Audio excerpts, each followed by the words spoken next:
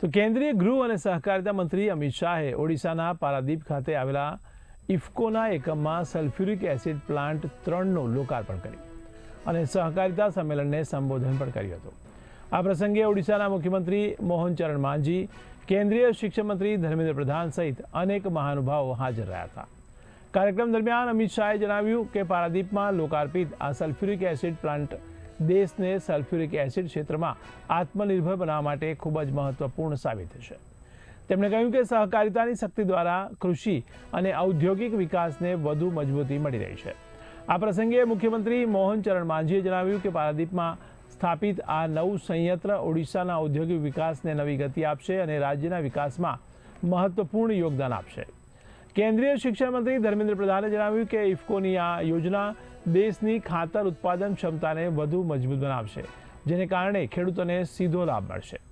ઇફકોના અધ્યક્ષ દિલીપ સંઘાણીએ પોતાના સ્વાગત ભાષણમાં જણાવ્યું કે પારાદીપ એકમ માટે આજનો દિવસ ગૌરવપૂર્ણ છે.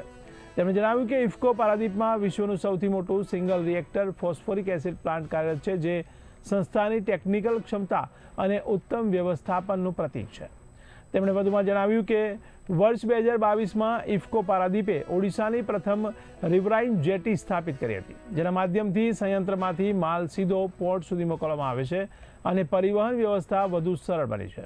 આ પ્રસંગે ઓડિશાના ઉદ્યોગ, કુશળતા વિકાસ અને તકનીકી શિક્ષણ વિભાગના રાજ્યમંત્રી સંપદ ચંદ્ર સ્વાઈ, જગતસિંહપુર લોકસભા ક્ષેત્રના સાંસદ બીભુ પ્રસાદ તરાઈ, ઇફકોના ઉપાધ્યક્ષ બલવીરસિંહ, પ્રબંધ નિયામક કે.જે. પટેલ અને પારાદીપ એકમ પ્રમુખ પી.કે. મહાપાત્રા સહિત અનેક મહાનુભાવો હાજર રહ્યા હતા. ઇફકો હંમેશા ખેડૂતોની સમૃદ્ધિ, કૃષિ વિકાસ અને દેશની પ્રગતિ માટે પ્રતિબદ્ધ રહ્યું છે અને આ નવી યોજના દેશના ખાતર ઉદ્યોગને વધુ મજબૂત બનાવશે તેવી આશા વ્યક્ત કરવામાં આવી છે.